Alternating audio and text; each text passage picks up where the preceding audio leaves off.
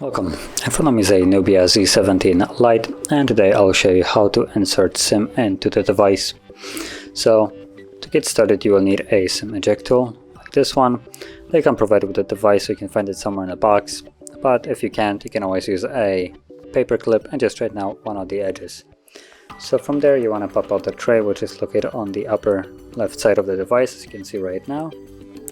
So let's just pop it out. And from here you have access to two different SIM trays. So you can just place your SIM card on either one of them, like so, or you can place two SIM cards. Now I will only use one at the moment. The second one just goes the same way, just a slot over. And from there, just slide it back into the device.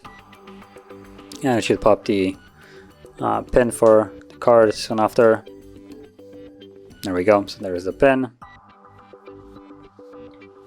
And you can see that the card is working based on the fact that I had to put in a pin. So that is how you would insert SIM card, and if you found this very helpful, don't forget to hit like, subscribe, and thanks for watching.